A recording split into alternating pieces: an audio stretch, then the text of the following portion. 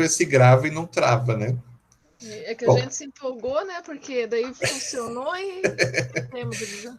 e vocês sabem que se não me avisar, muitas vezes isso vai acontecer, né? Eu Acho que o preciso pé da. frio sou eu aqui, viu? Ah, que nada, Luiz. É só para você pensar duas vezes se quer assistir aula nessa turma mesmo. Se você Quero sim, de resolver, manhã. De manhã para mim então, é melhor. daí a coisa vai melhorar. É só um teste para ver se você consegue se aguentar aqui. Bom, vamos lá então. Então, como eu estava falando, tudo aqui desse país, né, acontece assim: surge o problema, traz um transtorno muito grande, e daí as coisas resolvem ser analisadas e vamos ver o que vamos fazer. Então, com várias doenças transmissíveis no país, né? Depois de muita gente morrer, muita gente passar algum tipo de necessidade por falta de tratamento adequado, foi criado e depois, claro, de algumas campanhas que foram feitas, né, para evidenciar até os problemas sanitários que a gente tinha no país. Alguns hospitais foram criados no Rio de Janeiro para tentar minimizar, né, essa situação ruim das epidemias e tudo mais que acontecia. E em São Paulo foi criado o primeiro hospital que era dedicado a um tipo de doença, né, uma especialidade, vamos dizer assim. Então, doenças transmissíveis, epidêmicas, e foi criado, então, o Hospital de Isolamento de São Paulo. Por quê? Porque teve um surto de varíola muito grande, e esse surto fez com que muita gente procurasse os hospitais que existiam. A varíola precisava de isolamento e tudo mais, e não tinha nada em São Paulo que pudesse abrigar essas pessoas. Então, depois que o surto aconteceu, resolveram criar um hospital específico para isso. E assim foi se desenvolvendo a nossa estrutura hospitalar aí pelo país, né?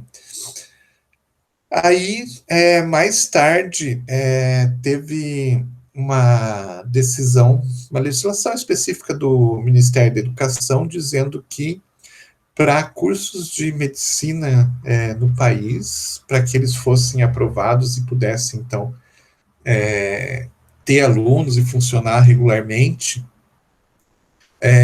o curso de medicina tinha que ter um hospital e escola vinculado a ele. E é o que acontece até hoje. Então, os locais, as faculdades que têm curso de medicina têm que ter vinculado um hospital e escola.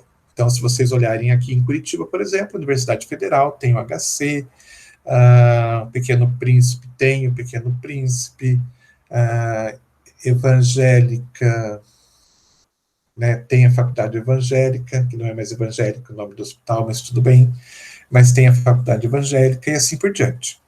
Todo curso de medicina tem que ter vinculado um hospital para que seja, né, o ponto de apoio para os estudantes da medicina. Então, os primeiros que surgiram foi o Hospital São Francisco de Assis, que estava vinculado à UFRJ, Federal do Rio de Janeiro, e o Hospital de Clínicas de São Paulo, vinculado à USP. Então, isso também, né, o surgimento de cursos de medicina em diversos locais aqui fez com que alguns hospitais fossem construídos para poder ter o funcionamento desses cursos. Só deixando claro que não é obrigatório a faculdade, né, que mantém o curso de medicina, ser a dona do hospital. Eles podem ter algum tipo de convênio, algum tipo de associação. Então, não é obrigatório que tenha a posse. Né? O curso de medicina não precisa ter a posse do, do hospital, mas ele tem que ter esse vínculo. Esse vínculo tem que ser um vínculo que permita os estudantes, inicialmente os estudantes de medicina, né, terem acesso a tudo e, né, facilitando assim que os outros estudantes de outros cursos da área de saúde, principalmente, tenham acesso também. Aí a gente termina essa parte e a gente vai entrar na parte de farmácia hospitalar. Então agora a gente deixa o hospital um pouquinho de lado e vai para a farmácia hospitalar.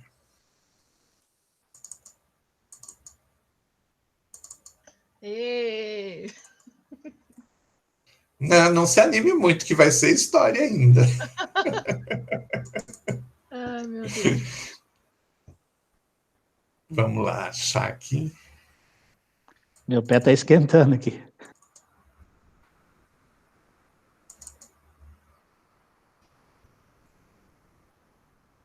Então, para quem não conhece, estão conseguindo ver a foto aqui? Sim. Sim.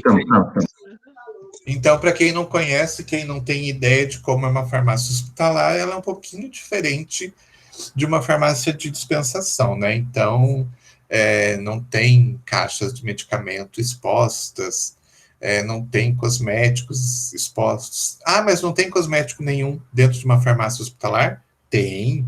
Afinal de contas, os pacientes precisam tomar banho, os pacientes precisam lavar o cabelo, eles precisam de alguns cosméticos específicos. Então, tem alguma coisa. Mas nada fica exposto. Por quê? Qual que é a diferença, nesse caso, de uma farmácia hospitalar com uma farmácia de dispensação? Por que não tem nenhuma caixa de medicamento exposta? Quem arrisca? Porque eles trabalham com chás? Peraí, contaminação. um de cada vez. Não. Medicamento fracionado? Não é. Isso. Eles não trabalham com marcas comerciais, né? Eles trabalham só com moléculas, então não tem necessidade de ter embalagens, até por redução de custos também, né? Eles compram embalagens, por exemplo, uma dipirona, lá eles compram uma caixa que vem 50 envelopes com 10 comprimidos e eles vão fornecer para o paciente só a real necessidade dele da receita. Isso. E mais uma coisa que é importante, que é a questão do próprio paciente. O paciente não vai lá na farmácia para escolher o medicamento, né? Quando você tem um paciente ou um usuário, né, que vai na farmácia de dispensação, ele está lá, muitas vezes com uma prescrição, mas ele está olhando os medicamentos que tem ali. Então, você tem embalagem, tem o nome, tudo mais, faz com que, muitas vezes, o usuário se lembre de mais algum medicamento que ele precisa comprar, né? E isso é uma forma de atrair o cliente. Não é uma forma correta, mas é uma forma que acontece, né? Na farmácia hospitalar, não. Quem decide o que o paciente vai utilizar é o prescritor, e o paciente não vai lá buscar na farmácia, né? Então, não precisa ele ficar olhando as embalagens. Então, isso é uma questão que é bastante interessante, porque aí vocês começam a perceber que a farmácia de dispensação precisa ter os medicamentos expostos para que isso seja uma forma de atrair a atenção do cliente em relação a outros medicamentos que talvez ele ache que precise. Então, a farmácia de dispensação trabalha com isso. O cliente vem de fora e quanto mais visível ele tiver os medicamentos, mais ele vai comprar. Na farmácia hospitalar, o paciente nem vai entrar dentro da farmácia, ele nem vai saber onde é a farmácia. Então, para que ficar exposto ali? Não tem necessidade. Tem a questão da embalagem ser, muitas vezes, né, embalagem múltipla, aquela embalagem hospitalar que vem uma quantidade super grande, então você só vai tirar realmente da caixa e vai armazenar em outros locais, né? E tem a questão realmente no momento da compra, ser feita a compra pelo princípio ativo e não pela marca, e isso faz com que, muitas vezes, dentro de um hospital, você tenha o mesmo princípio ativo de marcas diferentes, porque foram comprados em momentos diferentes e foram comprados muitas vezes pensando no custo mais baixo, né? Então, às vezes, pode acontecer, de repente você tem uma dipirona, né, que é de uma marca, e daí numa próxima compra, você compra de outra marca que estava mais barato. E daí você vai ter a mesma dipirona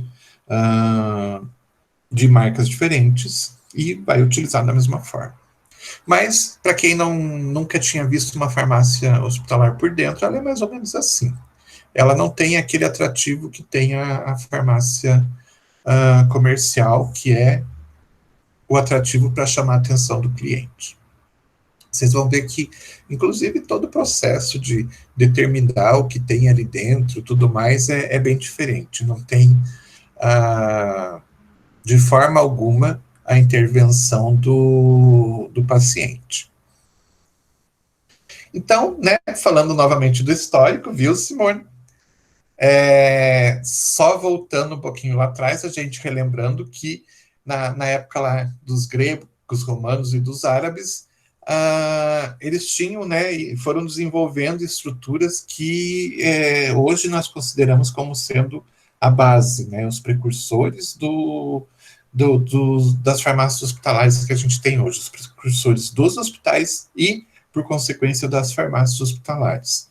E lembrando também que, durante a Idade Média, a saúde, de uma forma geral, foi de responsabilidade dos religiosos, principalmente da Igreja Católica. E isso influenciou bastante todo o desenvolvimento da estrutura da farmácia hospitalar. Se a gente tem uma farmácia hospitalar do jeito que tem hoje, é porque, conforme foi passando o tempo, algumas alterações foram sendo feitas para, né, deixar a farmácia cada vez mais dinâmica, cada vez mais fácil de se trabalhar. A primeira farmácia hospitalar que a gente tem registrada como uma farmácia hospitalar nos moldes que a gente tem hoje foi num hospital da Pensilvânia. Então, foi a primeira farmácia hospitalar que se tem notícia no mundo que criou o processo de padronização de medicamentos. O que é o processo de padronização de medicamentos? É um processo de escolha dos medicamentos que vão ser comprados e utilizados dentro da farmácia hospitalar. Então, imagine o seguinte, quem trabalha em dispensação pode me dizer, como que se determina? Imaginem vocês, né, acabaram de se formar e vocês vão, então, se aventurar a montar uma farmácia de dispensação. Como que vocês vão escolher os produtos que vão ter lá dentro? Como que vocês vão escolher os medicamentos que tem lá dentro? Quem me dá uma ideia?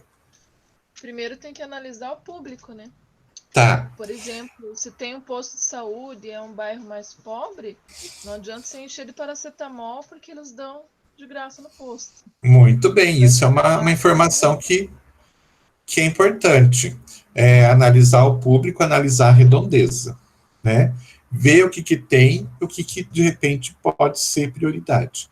Se, por exemplo, é um local que tem, além de uma unidade de saúde, tem um consultório médico oftalmologista, você vai ter que dar uma prioridade, né, para os produtos. Uhum. Exatamente.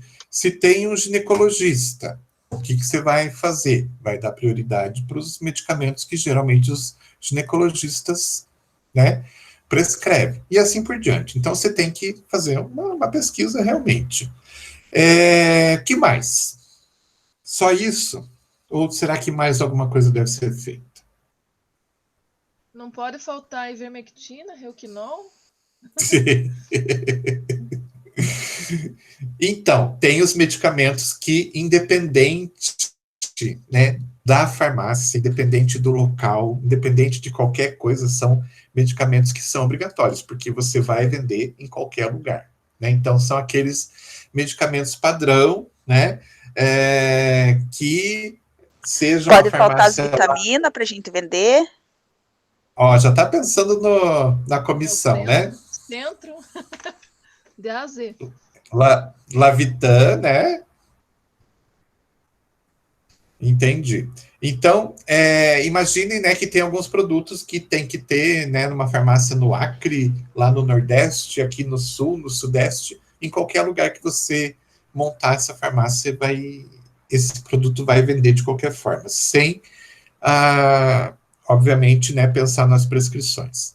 Então, são vários os fatores que você vai buscar, né, para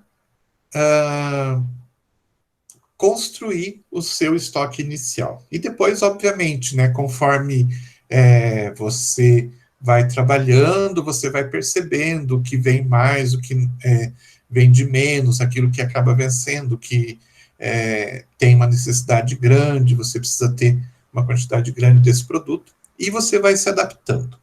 Então, a pergunta é, se vocês montarem uma farmácia numa esquina, tá?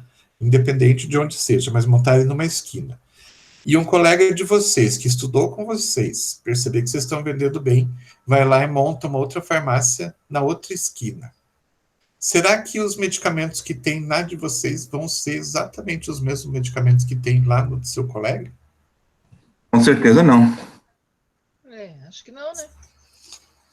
Não, cada um vai ter cada um tem a sua visão, né? Cada um tem a sua estratégia de mercado, cada um vai ter a sua necessidade, a sua meta, digamos assim, de vendas. De repente o rapaz que vai montar na frente da minha farmácia, eu não sendo farmacêutico, por exemplo, e o rapaz que vai montar na frente da minha farmácia, ele é farmacêutico, ele pode direcionar as vendas dele para medicamentos genéricos, para pessoa de idade, alguma coisa assim, e eu estou pensando em outro público. Então, os medicamentos vão ser diferentes. Sim, os públicos vão ser diferentes, porque aquele que compra na sua farmácia não é o mesmo que compra na farmácia do seu concorrente, né?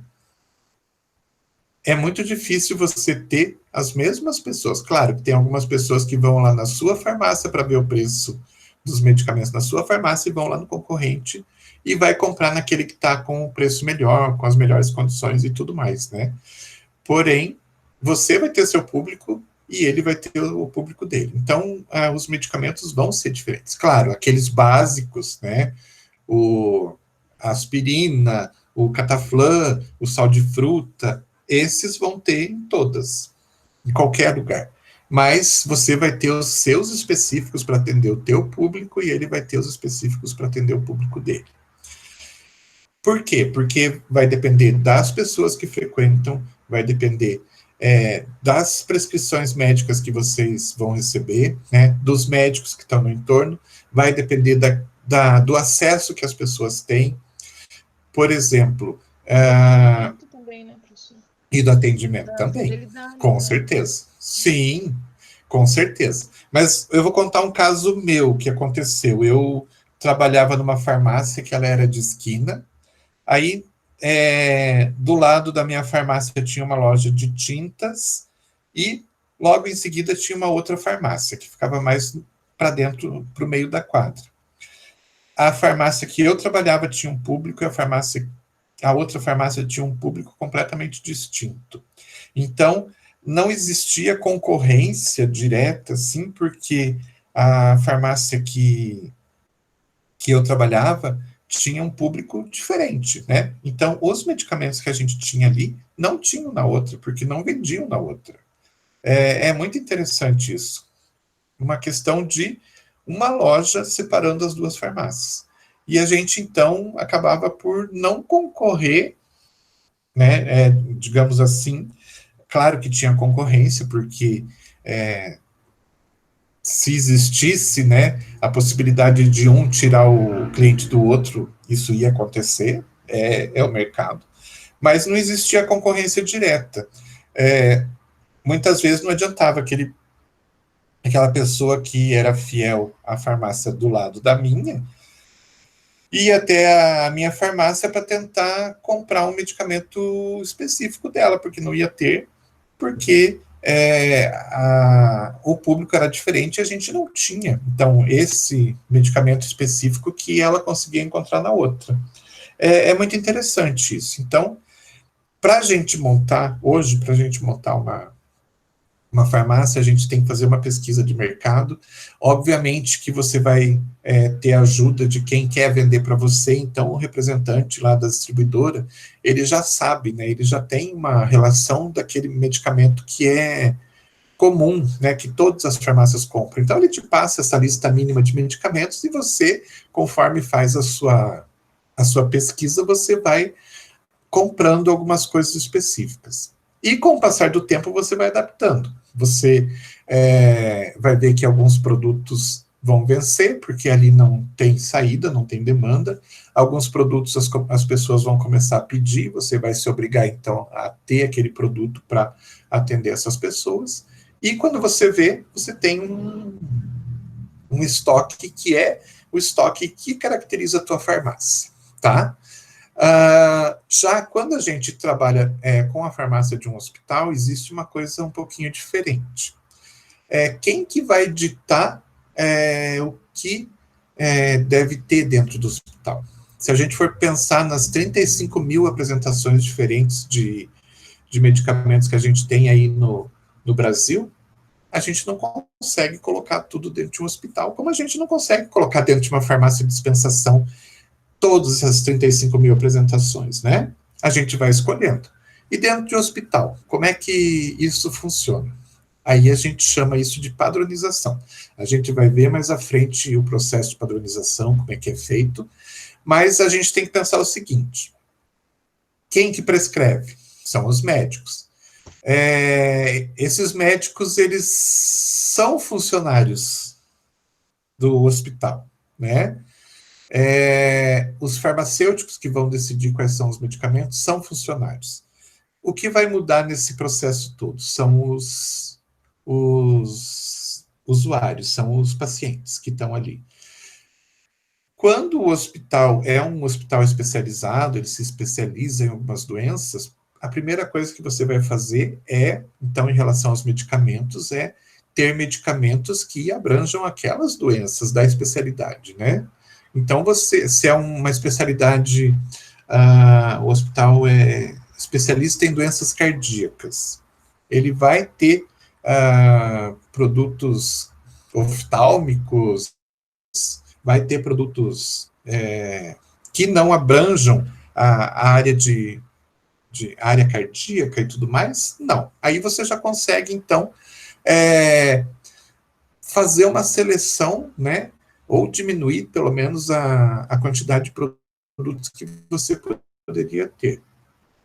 E, tendo os prescritores dentro do hospital, você consegue, então, ter um tipo de, entre aspas, né, porque não é os medicamentos que são prescritos pelos médicos ali de dentro. Então, por exemplo, cria-se uma padronização de medicamentos. Tá cortando. A gente seleciona os medicamentos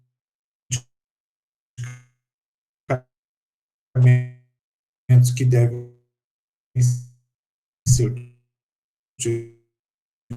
utilizados, e dessa forma a gente são aqui de novo. Vocês estão ouvindo ou não? Tá dando umas Agora sim, picotadas, pessoal, uma cortada. Mas Oh, meu tranquilo, Deus do professor, pode céu. seguir agora, voltou ao normal. Tá, vamos lá então. Então, a gente acaba fazendo uma seleção dos medicamentos que a gente vai utilizar dentro do hospital, então, de comum acordo com os médicos e tudo mais, e daí a gente tem esse acordo com os médicos, eles vão acabar por prescrever aquilo que tem dentro do estoque do hospital. Diferente de uma farmácia de dispensação, que você tem que manter medicamentos que você pode vir a ter uma prescrição, ali dentro não tem essa necessidade, porque você sabe que os médicos já sabem os medicamentos que tem dentro do hospital, e é aquele medicamento que ele vai prescrever, ele não vai prescrever alguma coisa de fora. Então, esse processo de selecionar os medicamentos e colocar um padrão já começou a acontecer desde a época desse hospital da Pensilvânia. Então, eles foram os primeiros que tiveram essa ideia de diminuir o estoque, né, de uma forma bem racional, para que todos os medicamentos que estivessem colocados dentro do estoque do hospital fossem medicamentos essenciais para o trabalho dos médicos e não faltasse medicamento e não tivesse medicamento sem necessidade. Então, é mais ou menos como a gente faz na casa da gente, quando a gente está fazendo um tipo de, digamos assim, faxina, e você tem um guarda-roupa cheio de roupas que você não utiliza, e você vai lá e tira todas as roupas que você não utiliza mais e doa, faz alguma coisa, e deixa só aquelas roupas que você utiliza. Aqui, no hospital, a mesma coisa, você só vai ter aqueles medicamento desnecessário do seu estoque. Porque dentro de uma farmácia hospitalar, o farmacêutico, além de ter várias responsabilidades, ele vai ter uma responsabilidade bastante grande, que é mostrar para a administração do hospital que ele é necessário ali dentro. Para vocês terem uma ideia, dentro de um hospital, o maior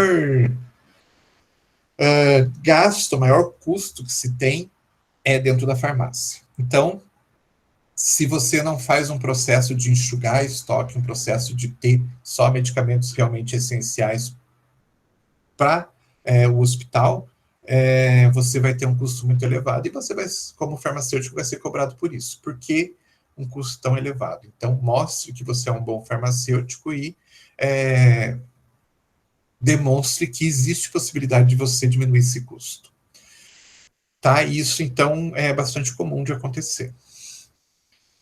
Falando novamente, né, aqui no Brasil, as Santas Casas e os hospitais militares, lá no começo, tinham uma característica interessante, que a maior parte naquela época, né, a maior parte dos medicamentos eram medicamentos manipulados. Então, o que acontecia? Tanto nas Santas Casas quanto nos hospitais militares, algumas matérias-primas vinham de Portugal para que os farmacêuticos pudessem, então, manipular os medicamentos que eram conhecidos na época. Então, as farmácias dentro dos hospitais eram para manipulação de medicamentos. E, com o passar do tempo, os farmacêuticos foram adaptando, principalmente na parte dos fitoterápicos, né, as plantas medicinais que eles traziam de fora e plantavam aqui, e também as plantas que eles foram conhecendo com auxílio dos índios e tudo mais, e começaram a plantar também dentro dos hospitais. Então, o que acontecia? Dentro dos hospitais existia uma farmácia de manipulação, existia uma horta, né, um local onde os farmacêuticos plantavam as plantas medicinais. E faziam todo o processo, então, de coleta, dessecação e tudo mais, e utilizavam aquelas plantas para manipulação de medicamentos. Foram adaptando, então, conforme, principalmente as plantas que foram descobrindo aqui no país, que tinham algum tipo de ação farmacológica. Então, farmacêuticos extremamente importantes. Por quê? Porque eles eram os únicos que dominavam a arte da manipulação. Se não tivesse um farmacêutico dentro de uma farmácia hospitalar, não tinha ninguém para preparar os medicamentos. Aqui tem até uma foto de uma farmácia dentro de um hospital, só para vocês terem uma ideia. Perto dos laboratórios de manipulação de hoje, completamente diferentes. Podem ver assim que até tem cortina dentro do laboratório, coisa que hoje numa farmácia de manipulação é impossível de você ver. Mas dentro do conhecimento que eles tinham na época, era uma estrutura legal. Então, como os farmacêuticos tinham essa, né, capacidade e o conhecimento para manipular medicamentos, e eram os únicos que conseguiam fazer isso, nossa, eram extremamente valorizados. Então, o farmacêutico era super valorizado, tipo, né, o doutor, o responsável pelos medicamentos, né, então, salários bons e tudo mais. Então, todo hospital tinha que ter um farmacêutico e esse farmacêutico sempre valorizado. Isso foi acontecendo, foi sendo regra por muito tempo, até que ali na década de 30, 40, começou uma coisa a acontecer dentro do país. E o que foi? 30, 40, por aí, intervalo entre a Primeira e Segunda Guerra Mundial, sempre a gente tem que lembrar que numa guerra ocorre um desenvolvimento bastante grande de algumas áreas, né, e na área química, principalmente, para a criação de, vamos dizer assim, armas químicas e biológicas e tudo mais, né, sempre acaba tendo um desenvolvimento bastante grande nessas áreas. E nessas épocas, então, das grandes guerras, teve um desenvolvimento bastante grande na área de química, inicialmente para desenvolver arma química mesmo, né? E algumas dessas substâncias que foram desenvolvidas passaram a ser utilizadas como medicamentos mais tarde. E teve um desenvolvimento bastante grande da indústria farmacêutica lá fora, principalmente, né? E com o passar do tempo, essas grandes indústrias viram o Brasil como sendo um local de futuro, né, para ganhar bastante dinheiro. Então, essas indústrias entraram aqui no Brasil, mais ou menos nessa época, para fazer uma concorrência direta com as farmácias de manipulação, que eram as boticas na época, e fazer uma concorrência, né, por consequência, com as farmácias hospitalares. De que forma?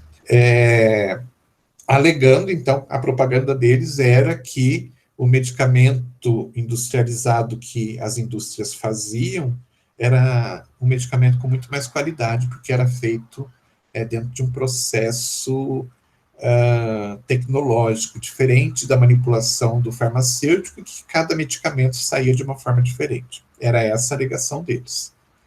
E a outra alegação é que eles entraram no país alegando que os medicamentos industrializados eram mais baratos também. Isso fez com que, na área hospitalar, os hospitais passassem a preferir comprar o medicamento industrializado do que manter um farmacêutico para ele manipular cada medicamento, né?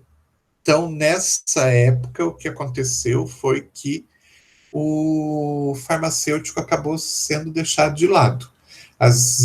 Os hospitais resolveram, então, comprar o medicamento pronto e passaram a achar o farmacêutico desnecessário. Então, por que eu vou pagar um salário super alto se com esse valor eu consigo substituir, né, esse profissional por 3, 4 profissionais que vão lá simplesmente entregar o medicamento para o paciente. Ele já está pronto mesmo, é só tirar da embalagem e entregar para o paciente. Então, dessa forma, o farmacêutico desapareceu do hospital. Tá? E, então, depois da década de 40, praticamente o farmacêutico foi varrido de todo o hospital desse país. E isso foi, né, se arrastando até que na década de 70, em outros países acabou acontecendo a mesma coisa, e na década de 70, então, em alguns países da Europa e dos Estados Unidos, começaram os farmacêuticos que ainda resistiam, né, os poucos farmacêuticos que resistiam dentro da área hospitalar, começaram a questionar o trabalho deles. Porque ninguém reconhece o farmacêutico, não tem valorização, o fato de pegar o medicamento industrializado e entregar para o paciente é uma coisa que né, não tem segredo, qualquer pessoa pode fazer. Quando que se mantém um farmacêutico dentro de um hospital? É só quando tem medicamento controlado, e ele vai ali só para fazer o controle dos medicamentos, fazer o registro, como acontece até hoje, né? Só que na época de forma manual. Então, quando o hospital tinha medicamentos controlados, ele tinha que manter um farmacêutico, caso contrário, não tinha essa necessidade. E isso estava acontecendo no mundo, não era só aqui no país. E o que aconteceu é que começaram a questionar, mas nós, farmacêuticos, nós não temos nenhum tipo de valia dentro de um hospital, ninguém nos valoriza, por quê? Né? E isso fez com que começassem a se pensar de uma forma diferente e tal, em relação às funções do farmacêutico dentro do hospital. Já vou encerrar aqui, gente, é só para a gente terminar mesmo. Aqui no país, o que aconteceu? A mesma coisa, o farmacêutico não era necessário, tal, não tinha legislação nenhuma que obrigasse o hospital a manter um farmacêutico dentro da farmácia, até que surgiu uma resolução em 1990, uma resolução do Conselho, do nosso Conselho, que não era uma resolução, não era uma lei, né, mas uma resolução do Conselho, que começou a determinar, então, quais seriam as funções do farmacêutico dentro de uma farmácia. Então, começou-se a delimitar, a delinear e delimitar o que um farmacêutico poderia fazer dentro de uma farmácia hospitalar. E isso foi um começo, né? Porque o nosso conselho dizendo, o farmacêutico está preparado para fazer isso, fazer aquilo, já não é uma lei, mas é algo que, quando passar a ser obrigatório o farmacêutico dentro de uma farmácia hospitalar, nós já temos as funções que o farmacêutico pode fazer. Tudo isso embasado, obviamente, em estudos, né, análise de currículos das faculdades e tudo mais. Então, criou-se essa resolução. E vejam que isso foi em 1990, ou seja, até 1990 e pouco, até um pouquinho depois, simplesmente não existia nada, não existia farmacêutico dentro de hospital. Então, é uma coisa muito recente. Até que teve uma lei aqui no país que, eu não me lembro o número da lei agora, que falava de serviço,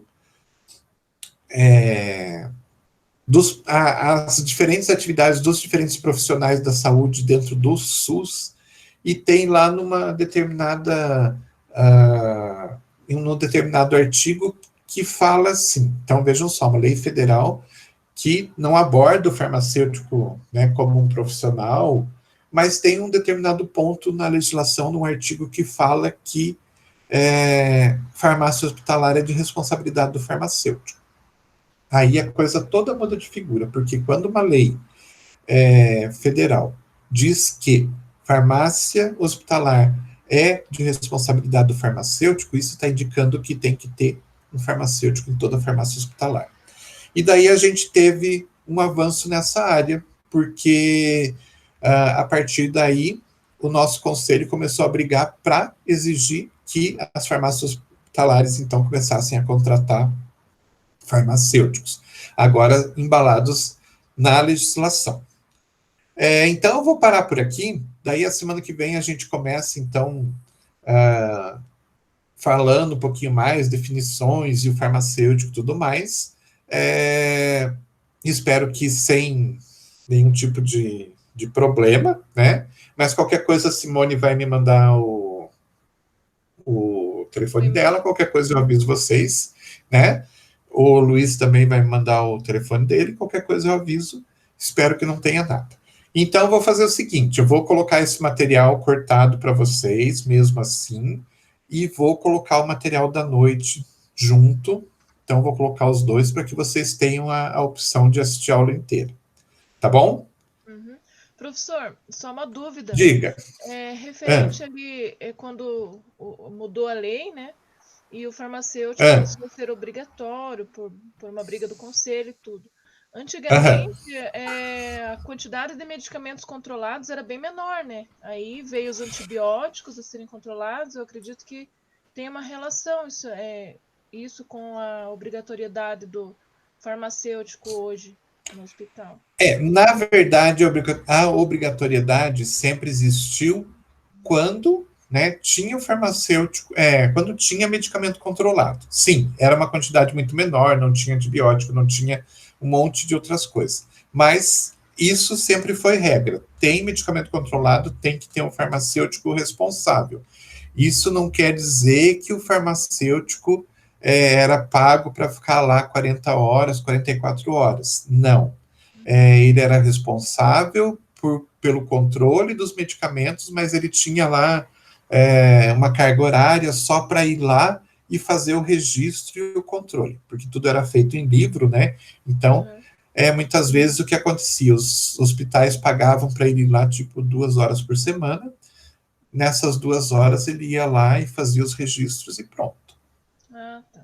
Efetivamente trabalhar era muito difícil que acontecesse, sabe? Porque os hospitais achavam que pagar farmacêutico era jogar dinheiro fora.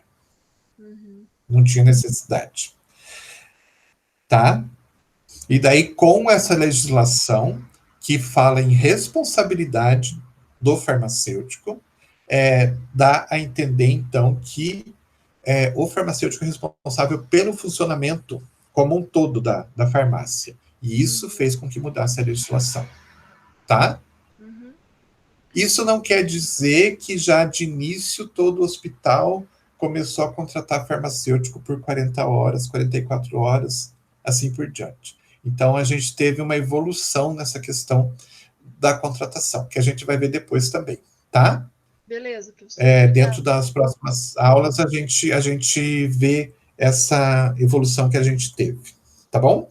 Tá bom. Mais alguma dúvida? Só uma perguntinha. Diga. E complementando também, você falou, eu fiz uma pesquisa aqui, a lei é de 2010, 4283, que fez tornou responsável o farmacêutico, né? Só para complementar. Então, e vejam como é recente, né? 2010.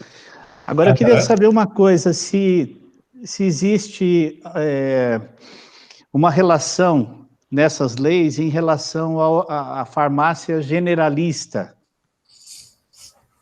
Porque em que sentido? Porque eu estou ouvindo, assim, no curso, não é da minha praia, não trabalho em farmácia, não tem aquele relacionamento ainda. Então, eu estou escutando sempre que nós vamos ser formados em farmácia generalista. Aí eu queria saber a ponte que se faz nessas leis, né? Como você está falando bastante em leis e evolução, se esse generalismo farmacêutico vem de alguma dessas histórias que você comentou do lado histórico? Não. Esse generalismo vem de uma outra vertente. Se vocês quiserem, eu falo rapidinho aqui, 5 minutinhos eu falo, eu conto para vocês mais ou menos a história.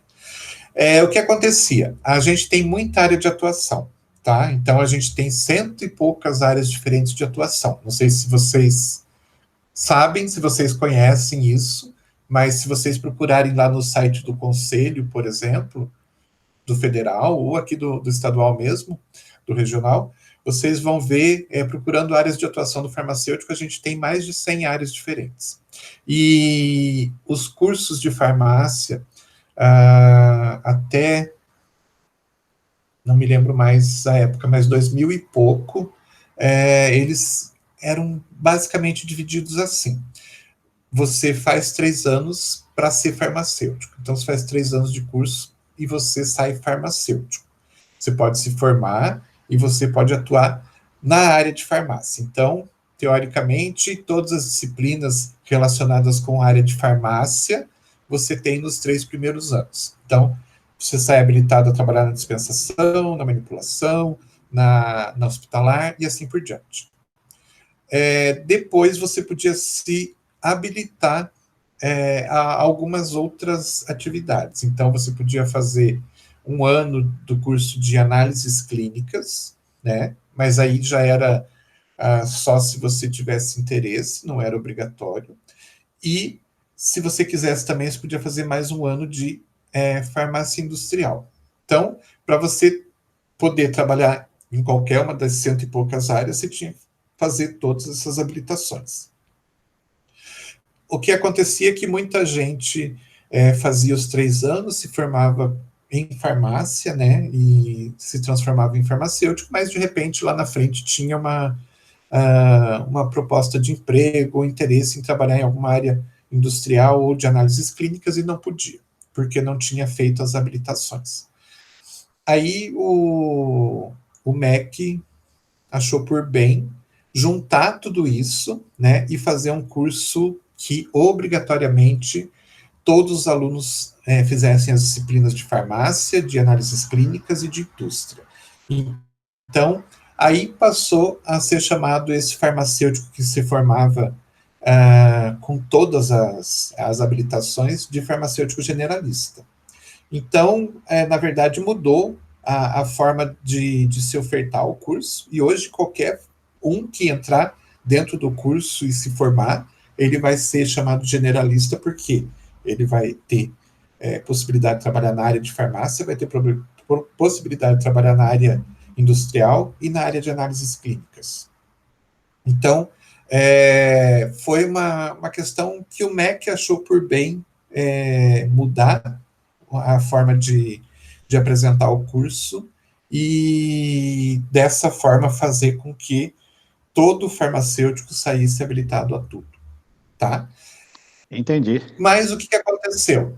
A partir desse momento, o nosso conselho achou que, fazendo com que você passasse um curso que tinha 5 anos para um curso de 4 anos, alguma coisa ia se perder nesse meio, né? Então, disciplinas acabaram perdendo carga horária e tudo mais, e o conselho começou a lutar, então, para que algumas áreas, para você poder trabalhar, você tivesse que cumprir alguns requisitos. Por exemplo, na área de farmácia hospitalar, que é a nossa disciplina, você obrigatoriamente tem que fazer a disciplina de farmácia hospitalar, e hoje os hospitais estão exigindo, isso não é lei, mas os hospitais estão exigindo que você tenha algum tipo de experiência. Então, eles estão exigindo que pelo menos você tenha uma experiência de estágio para te contratar. Mas tem áreas como a área de homeopatia, por exemplo, que você obrigatoriamente tem que ter uma carga horária mínima de disciplina de farmácia homeopática ou farmacotécnica homeopática ou qualquer coisa assim, e obrigatoriamente você tem que ter um estágio dentro da área. Uma carga horária de 120 horas, se eu não me engano. Se você não fizer isso dentro da faculdade, não tiver a disciplina ou não fizer o estágio, você não pode assumir responsabilidade numa farmácia de manipulação homeopática e nem numa indústria de medicamento homeopático. Então, a gente tem isso. A legislação, na verdade, foi uma legislação específica do MEC em relação ao nosso curso, para transformar o curso em generalista, achando que, juntando todas aquelas habilitações, ia sair um profissional mais capacitado. Porém, quando eles exigiram isso, eles exigiram uma carga horária menor, que você pudesse, então, montar um curso de farmácia com 4 anos. E isso fez com que se perdesse um pouco do conhecimento nessa redução de carga horária. E tanto que o MEC percebeu que estava prejudicando um pouquinho o desempenho, né, e o conhecimento dos alunos, que obrigou a voltar a ser 5 anos, como era antigamente. Vocês estão no grupo de 5 anos, né? Ou não? Sim, professor. Sim. De 5, né? Então, vocês acabaram tendo sorte que vocês pegaram um curso, né, com uma carga horária maior, então vocês vão ter adquirir mais conhecimento do que as turmas anteriores que acabaram reduzindo para 4 anos. Então, o próprio MEC percebeu que 4 anos não era suficiente e as pessoas estavam perdendo um pouco. Tanto que começou a se exigir mais que os alunos fizessem pós-graduação para adquirir aquele conhecimento que eles não conseguiram ter pela redução de carga horária. É uma coisa muito engraçada, sabe? Porque a gente que trabalha na área, a gente já sabia que isso ia acontecer. Não tem como você reduzir 1 ano de curso, né, e manter o mesmo a mesma carga horária e manter as mesmas informações. Alguma coisa tem que ser reduzida. E a gente sabia que isso ia acontecer. E foi isso. Mas não tem ligação direta com essas legislações da farmácia hospitalar ou as legislações das farmácias de manipulação e outras que vieram depois de todas essas mudanças, tá? E foi uma questão mesmo do MEC que resolveu, eu acho que um pouco pressionado também pelo próprio sindicato das indústrias, das faculdades, né? Não, das faculdades mesmo, que achavam o curso 5 anos um curso muito longo, muito dispendioso, tudo mais, e que eu acho que eles pressionaram o MEC a tentar diminuir de 5 para 4 anos para não ficar um curso tão caro. E, no final das contas, acabou mostrando que não tinha vantagem nenhuma no final das contas. Entendi. Beleza? Obrigado, professor. Não sei se eu respondi exatamente o que você queria, mas... Não, era isso mesmo. Eu queria entender por que desse processo de generalismo aí dentro da farmácia, sabe? Mas você respondeu, então, sim. Obrigado. Obrigado. O generalista que a gente tem hoje é aquele que sai habilitado para poder trabalhar em todas as 100 e poucas áreas de atuação que a gente tem. Coisa que antigamente não era bem assim. Tá bom? Obrigado. Nada, imagina. Então, gente, um bom final de semana para vocês. Até a semana que vem. Simone, não esquece de me mandar o telefone. Já mandei lá, tá? O meu e o do Edson. Tá bom, então. Já enviei também o meu, tá? Tá certo, então. Daqui a pouquinho, eu já cadastro vocês e qualquer coisa a gente conversa. Obrigada, beleza? Professor. Tchau para todo mundo. Obrigada, professor. Tchau. Valeu. Nada, imagina. Bom final de semana para vocês. Até a semana Para que você vem. também. Obrigado. Obrigado. Tchau.